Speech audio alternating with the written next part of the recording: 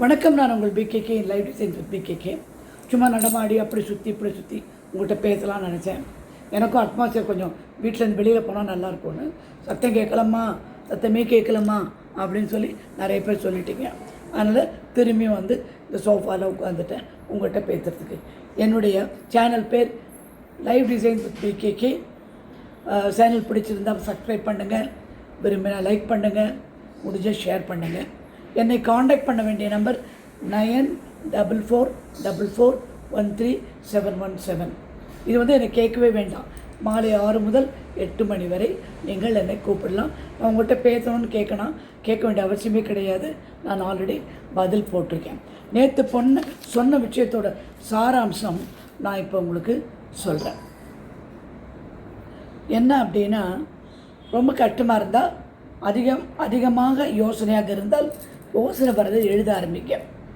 அதிக வேலையாக இருந்தால், கவலைப்பட்டால் அப்படியே ஒரு இடமா உட்காந்து நல்லா breath in breathe out 60 second பண்ணுங்கள். எனர்ஜி கம்மியாக இருக்கா, உங்கள் வீடை சுற்றி பாருங்கள். என்னெல்லாம் அந்த வீட்டில் இருக்குது, என்ன விஷயங்கள்லாம் நீங்கள் பண்ணியிருக்கீங்க, உங்களால் என்ன சாதிச்சிருக்கீங்கன்னு நீங்கள் பாருங்கள். எனர்ஜி கம்மியாக இருக்க சின்ன குழந்தைகள் வெளியில் போயிட்டு இயற்கையை ஒன்றி விடுங்கள். இதுதான் ஃபஸ்ட்டு சொன்னது. அடுத்தது என்ன சொன்னேன்னா, உங்கள் ஆற்றல் மிக சக்தி வாய்ந்தது, உங்களுக்குரியது. அதை கண்டவங்ககிட்ட ஷேர் பண்ணாதீங்க, கண்டவங்களுக்கு கொடுங்க. பாத்திரம் மருந்து பிச்சை எடு, அதுதான் அடுத்து நான் சொன்னது. அதுக்கடுத்து என்ன சொன்னேன்னா, நீங்கள் உங்கள் அசைவுகளை, இந்த ஆற்றல் என்ன பண்ணும், நீங்கள் அசைவு பண்ண, அதாவது யோசனைகள் பண்ணி அதிர்வலை ஏற்படுத்தும் போது இந்த ஆற்றல் அதை சக்தியாக மாறிவிடுகிறது. அந்த சக்தி தான் உங்கள் வாழ்க்கைக்கு உறுதுணையாக இருந்து உங்களை மேல் நோக்கி கொண்டு செல்கிறது. நீங்கள் ஒரு பட்டை தீட்டிய வைரம் அப்படின்னு, பட்டை தீட்டிய வைரம். அதனால் நீங்கள் என்ன பண்ணணும்னா, அந்த பட்டை தீட்டிய வைரம் வேறு, உங்களுக்கு போட்ட எல்லா வைரமும் ஒரே மாதிரி இருக்காது. பட்டை தீட்டும் போது ஒன்று இப்படி ஒன்று அப்படி இப்படி இருக்கும். அந்த உள்ள பட்டை திட்டும்போது சில ரவுண்டாக டைமண்ட் அதில் வரும். அது வந்து எல்லா வைரம். அதனால் நீங்கள் தனிப்பட்ட ஒரு வைரம், அதை நீங்கள் உணரணும். உங்களுடைய செயல் எண்ணம் பொறுத்து இந்த பிரபஞ்சம் உங்களை உயரே கொண்டு செல்லும். அதுக்கு அடுத்தது என்னென்னா, இந்த பிரபஞ்சம் உங்களுக்கு எப்பவும் சமிஞ்சை காப்பிட்டே இருக்கும். அதாவது ஒன்று வந்துகிட்டே இருக்கும் கண்ணு முன்னாடி. அதனால் அந்த சமிஞ்சையை தவறாமல் பார்க்கறதுக்கு ரொம்ப இரைச்சல் வச்சுக்காதீங்க மண்டையில்.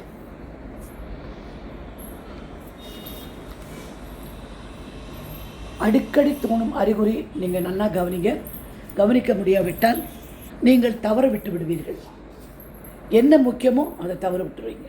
அதனால் வருகின்ற சமயம் கவனமாக பார்த்து கொள்ளுங்கள். அது பார்த்தாலே உங்களுக்கு எனர்ஜி ஜாஸ்தியாக போயிடும். இந்த உடல் வந்து உணர்வை நினைவு வச்சுக்கும். அந்த நினைவு வைக்கும்போது என்ன ஆகும்னா, பழைய உணர்வுகள்லாம் உங்களுக்கு நினைவுக்கு வந்துவிடும். பழைய விஷயங்கள்லாம் அப்படியே உடம்பு அப்படியே நினைவு வச்சுக்கும். இப்படி வலிச்சுது, இந்த மாதிரி நடந்தது, இந்த மாதிரி அதெல்லாம் மறந்துடணும். Past is past. கடந்த காலம் கடந்தவையாகவே இருக்க வேண்டும். இதுதாங்க நான் நேற்று சொன்ன விஷயத்தின் சாராம்சம். இன்றைக்கு நான் உங்களிடம் சொல்ல விரும்பும் விஷயம், நீங்கள் உங்களை பற்றி பெருமை கொள்ளுங்கள்.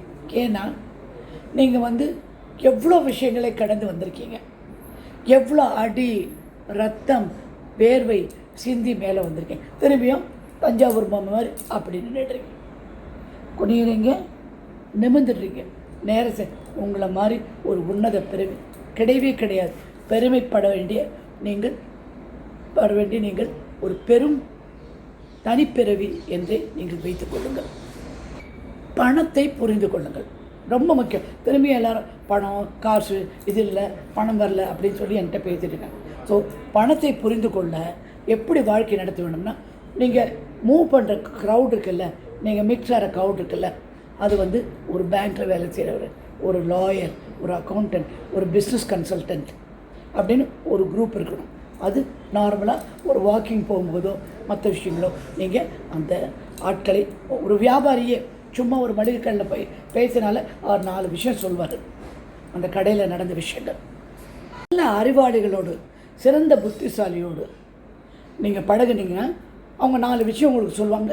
நிறைய விஷயங்கள் நீங்கள் புரிந்து கொள்ளலாம். யாரை நம்பி இன்வெஸ்ட்மெண்ட்டோ பிஸ்னஸோ பண்ணாதீங்க. உங்கள் பணத்தை மதிக்கிறதுக்கு இவங்கெல்லாம் தேவை. பணத்தோட வேல்யூ தெரியறதுக்கு இது ரொம்ப முக்கியம். நேற்றே சொல்லிட்டேன், உங்கள் மீது முதலீடு செய்யுங்கள் அப்படின்னு. எதுக்கு உங்கள் மீது? உங்கள் உடல் நல்லபடியாக இருந்தால், நீங்கள் பார்ப்பதற்கு ஒரு ப்ரெசன்டபிள், அதாவது ஒரு இடத்துக்கு போனீங்கன்னா உங்களை மதிக்கிற மாதிரி இருந்தீங்கன்னா அது பெரிய அசெட்டு. புரிஞ்சுதான்? அதனால் நீங்கள் உங்களில் முதலிடம். அதுக்கு என்ன பண்ணணும்? நல்ல உணவு, நல்ல உடற்பயிற்சி, நல்ல சிந்தனைகள், அவங்கவுங்க ரிலீஜனை பொறுத்து கடவுள் பக்தி, ப்ரேயர் இதெல்லாம் இருந்ததுன்னா ஆட்டோமேட்டிக்காக நீங்கள் உடுத்துகிற உடை உடுக்கும்போது க்ளீனாக இருக்கணும். கசங்கியோ எதுவும் இருக்கக்கூடாது. அப்புறம் வந்து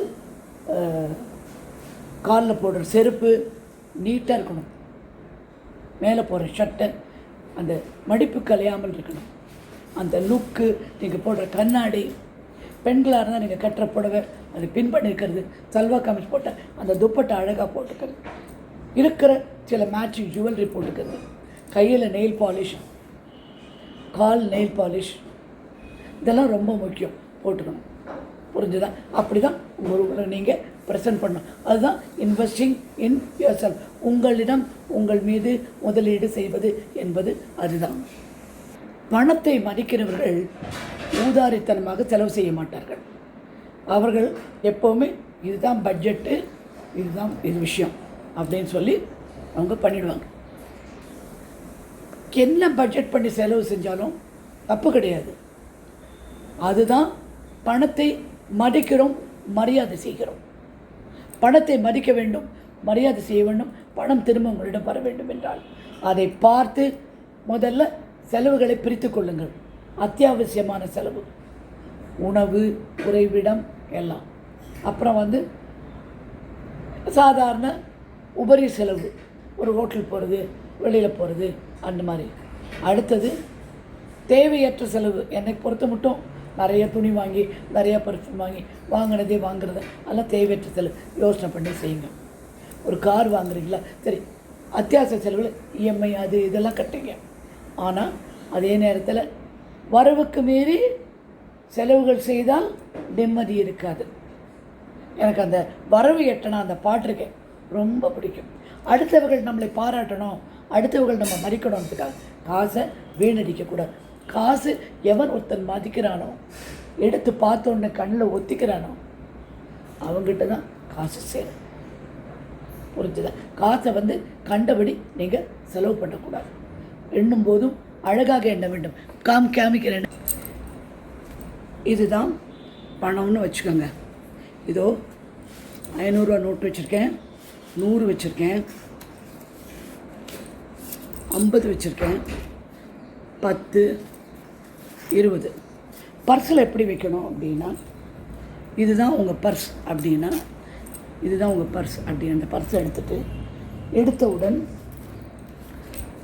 500 ரூபாய் முதலில் வைக்க வேண்டும். பிறகு 100 ரூபாய் எவ்வளோ இருக்கோ அவ்வளோ. இந்த 100 ரூபா பாருங்கள், 500 ரூபா அது உள்ளே வச்சுட்டேன்னா அடுத்தது 100 ரூபாய். அதை எப்படி வைக்கணும்னா, எல்லாம் ஒரே சைடில் இந்த மார்க் வந்து அப்படி இருக்க மாதிரி 500 ரூபாய்.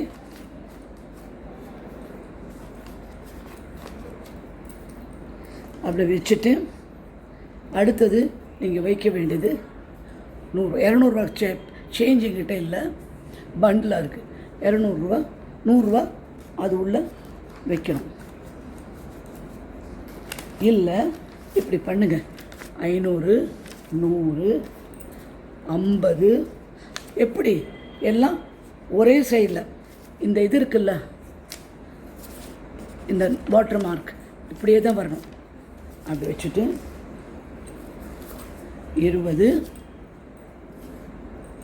10 எப்படி வருது? 500, 100, 50, 20, 10. அதை வந்து அழகாக எடுத்து பர்ஸ்குள்ளே, இதோ பர்ஸ்குள்ளே அப்படியே வைக்கணும்.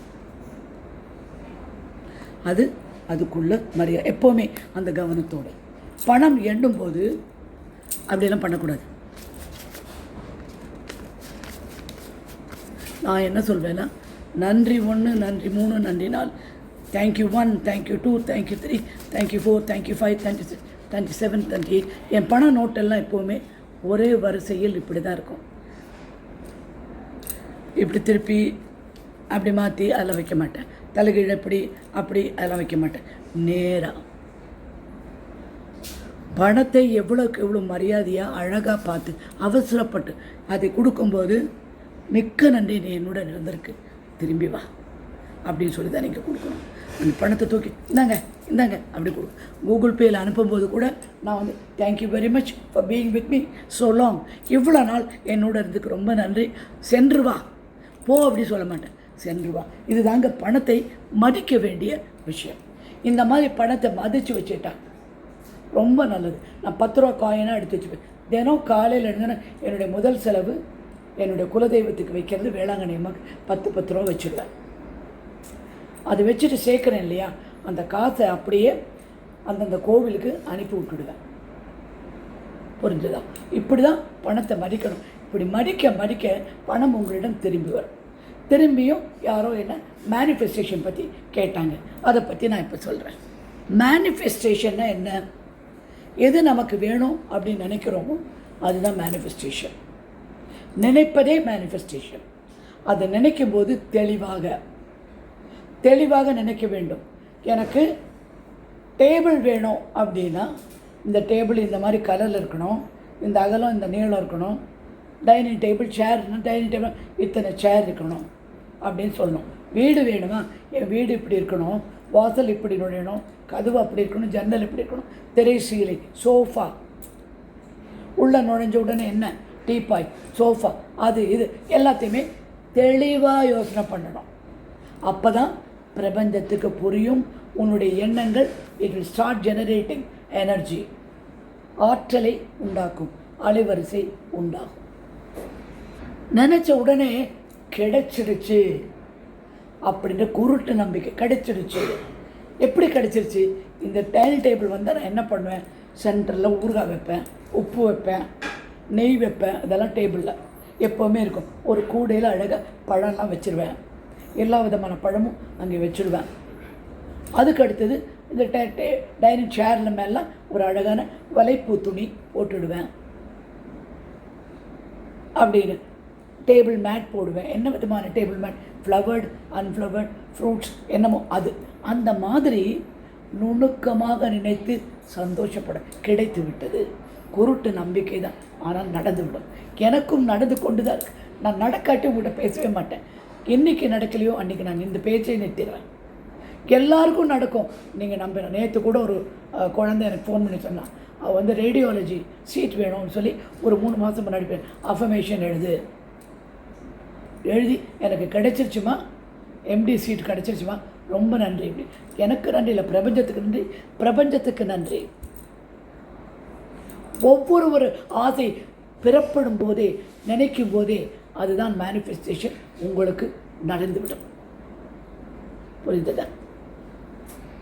ஒரே ஒரு முறை இது கிடைச்சிருச்சு அப்படின்னு சந்தோஷமாக பிரபஞ்சத்துக்கிட்ட விட்டுடுங்க. நாடி நரம்பு வழியாக இதயத்திலிருந்து மூளைக்கு சென்று ஆழ்மனம் செல்லும் பொழுது ஆட்டோமேட்டிக்காக உங்களுக்கு அது கிடைக்கும். கிடைக்காம போக வேறு மாற்று சொல்லே கிடையாது. ரொம்ப முக்கியமான ஒரே ஒரு விஷயம் என்னென்னா, thank you very much, I got it. நான் எழுதும்போது தேங்க்யூ, இது நடந்து விட்டது, இப்போது பிரபஞ்சத்துக்கு நன்றி. காலையில் கண்ணை திறக்கும் போதே பிரபஞ்சத்துக்கு நன்றி. இந்த நாள் இனிதாக இருக்கிறது, பிரபஞ்சத்துக்கு நன்றி. நேற்றைய நாள் நல்லபடியாக முடிந்தது, பிரபஞ்சத்துக்கு நன்றி. நடக்கின்ற அத்தனை விஷயங்களையும் சந்தோஷப்படுங்கள், நன்றி கூறுங்கள்.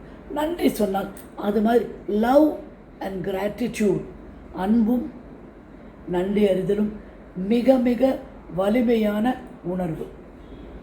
அதை அப்படியே விட்டுட்டு கிடைக்குமா கிடைக்காதா, நடக்குமா நினைக்காது, கிடைத்து விட்டது, நடந்து விட்டது, நிச்சயம் நடக்கும். சில பேர் அவசரப்பட்டு அஃபர்மேஷன் எழுதினமா ஒன்றும் நடக்கலைன்னு சொல்கிறவங்க இருக்காங்க. சில பேர் நான் எழுதுறதுக்கு முன்னாடியே எனக்கு கிடைச்சிது அப்படின்னு. இந்த பிரபஞ்சம் உங்களுக்கு சமிகை அனுப்பி கொண்டே இருக்கும் பல விதங்களில். ஐ டோன்ட் நோ நீங்கள் நம்புவீங்களா இல்லையான்னு தெரியாது. நான் இந்த குலதெய்வ வழிபாடு ரொம்ப பண்ணுவேன். வீட்டில் ஒரு பெரிய கருமாரியம்மன் உங்களுக்கு காமிச்சேன் இல்லையா, திடீர்னு பார்த்தா முந்தா நாள் ராத்திரி ஒரே மல்லிகைப்பூ ஸ்மெல். என் பெட்ரூம் திறந்துருச்சு, மூடி இருந்தது, திறந்துருச்சு. நான் உடனே எனக்கு என்ன தோணுதுன்னா, அம்மன் வீட்டுக்குள்ளே வந்திருக்கா அப்படின்னு தோணுச்சு. ஒழிய எனக்கு இது வந்து ஒரு முட்டாள்தனமான எண்ணமாக இருக்கும், மூட நம்பிக்கை இல்லை. எனக்கு அது மூட நம்பிக்கை இல்லை. எனக்கு தெரிஞ்சு என் அங்காள பரமேஸ்வரி என்னை விசிட் பண்ணிட்டு போயிருக்கா. எங்கள் வீட்டை சுற்றி நடந்திருக்கேன். எப்போ பார்த்தாலும் அவளை தான் நினச்சிட்டு இருப்பேன். வேளாங்கண்ணி அங்காள பரமேஸ்வரி தான் என் மனசில் நம்பிக்கை.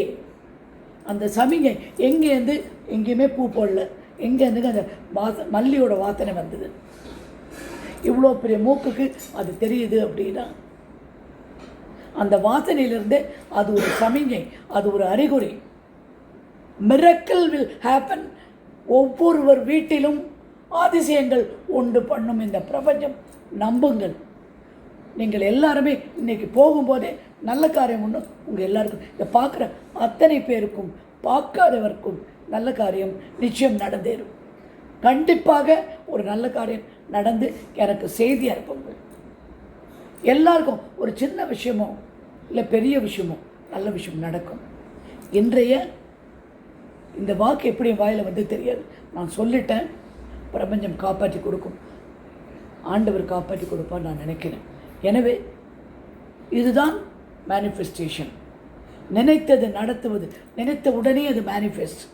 நடக்கும்போது அது நடந்து முடித்து விட்டு அஃபர்மேஷன் செய்யும்போது, விஷுவலைஸ் பண்ணும்போது அது எல்லாமே உங்களுக்கு நடந்துவிடும். நீங்கள் நல்லவர், வல்லவர், எல்லாவற்றையும் வெல்பவர். அதை மாற்ற நீங்கள் நினச்சிக்கோங்க.